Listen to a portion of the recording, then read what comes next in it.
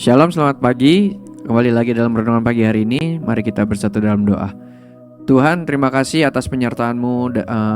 Tidur kami dari malam sampai pagi hari ini, kami bisa bangun dengan badan tubuh yang sehat. Tuhan, kami mengucap syukur Engkau sangat luar biasa Tuhan menjagai kami Tuhan.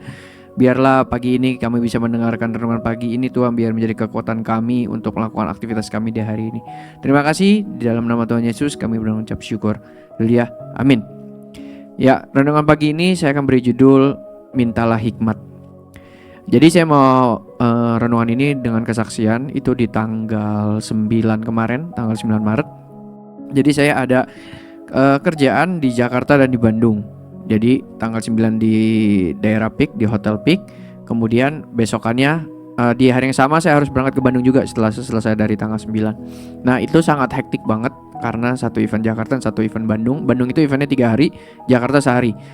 Nah pas di tanggal 9 itu udah lumayan banyak namanya di kerjaannya, pasti ada aja 1-2 ya hal-hal yang tidak apa ya bilangnya ya, yang kita nggak sangka tiba-tiba terjadi gitu, yang kita harus selesaikan.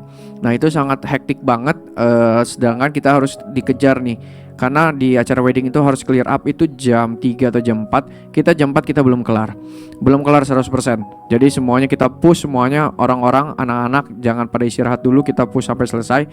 Nah di saat lagi hektik-hektik itu saya cuma berdoa sama Tuhan gini, karena saya lagi baca di rumah itu, lagi baca Amsal ya. Jadi Amsal itu bercerita di awal-awal itu adalah tentang kebijaksanaan dan hikmat. Jadi kalau saya kita mintanya itu adalah minta hikmat sama Tuhan, bahwa langkah apa yang kita harus lakukan biar masalah ini kelar. Tetap berdoa sama Tuhan, tapi minta hikmat. Jadi Tuhan, mintalah hikmat apa yang harus saya lakukan gitu. Terkadang kan kita berdoa minta itu dikelarin, tapi kadang-kadang kita pakai cara kita sendiri. Nah kalau kita minta hikmat sama Tuhan, pasti Tuhan akan menuntun langkah apa yang harus kita lakukan sesuai dengan kehendak Tuhan. Di Amsal 8 ayat 11 berkata, karena hikmat lebih berharga daripada permata, apapun yang diinginkan orang tidak dapat menyamainya. Di ayat ke-12, aku, hikmat, tinggal bersama-sama dengan kecerdasan, dan aku mendapat pengetahuan dan kebijaksanaan. Nah dari hikmat ini bisa muncul kecerdasan dan kebijaksanaan. Jadi hikmat ini akan menuntun kita, langkah kita akan menjadi bijak dan bisa menjadi orang yang cerdas. Langkah apa yang harus kita ambil untuk menyelesaikan masalah itu.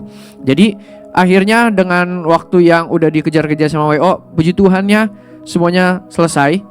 Walaupun memang ada satu bagian titik yang kita nggak kelar, tapi itu nggak terlalu necessary, nggak terlalu kelihatan banget. Tapi WO-nya tahu dan kita akan mengakui kesalahan dan oke, nggak masalah.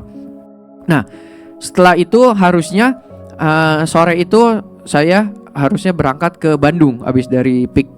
Tapi ternyata papa mertua saya harus dibawa ke IGD. Nah istri saya jadinya gak ikut ke saya ke Bandung, dia harus antar ke IGD. Malamnya saya harus ke rumah sakit dulu, jadinya saya pending ke Bandung karena saya bilang bos saya harus nganterin papa mertua masuk rumah sakit nih.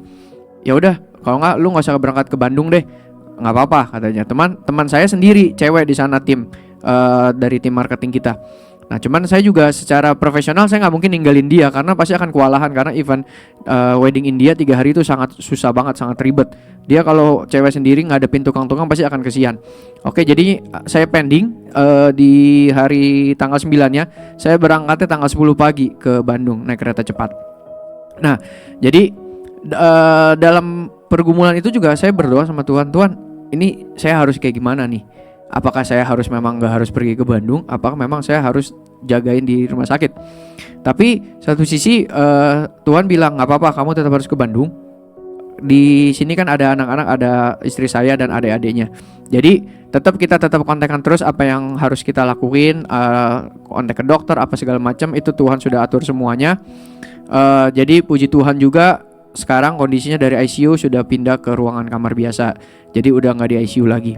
Nah, jadi satu hal yang saya ingin bagikan adalah ketika kita menghadapi suatu masalah atau suatu keadaan yang membuat kita harus berpikir keras, ini harus kita ngapain ya? Minta waktu ya sedikit, berdoa sama Tuhan, Tuhan berikan aku hikmat. Alangkah apa yang harus aku lakukan. Nah ketika kita melakukan itu, pasti itu akan sesuai dengan kehendak Tuhan. Jangan dengan kekuatan kita sendiri, oh ini bisa begini. Tapi ternyata Tuhan berkehendak lain. Manusia bisa berencana, tapi Tuhan yang berkehendak. Kemudian di Amsal 2 ayat ke-6. Karena Tuhanlah yang memberikan hikmat, dari mulutnya datang pengetahuan dan kepandaian. Ia menyediakan pertolongan bagi orang yang jujur, menjadi perisai bagi orang-orang yang tidak bercela lakunya, sambil menjaga jalan keadilan dan memelihara jalan orang-orangnya yang setia. Nah, di situ di ayat 6 bilang karena Tuhanlah yang memberikan hikmat, dari mulutnya datang pengetahuan. Jadi mungkin kita nggak pintar dalam segala sesuatu, kita nggak tahu apa yang kita harus lakukan, tapi dengan hikmat kita bisa melakukan itu. Jadi pagi ini saya akan membagikan itu aja. Mintalah hikmat sama Tuhan. Jadi setiap langkah kita yang kita lakukan dalam sehari-harinya, setiap masalah yang ada itu biar hikmat dari Tuhan yang membantu kita dan Roh Kudus. Mari kita berdoa. Tuhan, terima kasih atas penyertaan-Mu. Oh, sungguh baik, teramat baik dalam kehidupan kami semua Tuhan. Masalah demi masalah dapat kami lewati Tuhan, membuat kami menaik level Tuhan, dari tingkat 1 ke 2 dan sebagainya Tuhan. Membuat iman kami menjadi lebih kuat lagi Tuhan, bukan menjadi anak-anak yang gampangan. Biarlah kami siap melakukan apapun yang Engkau kehendaki.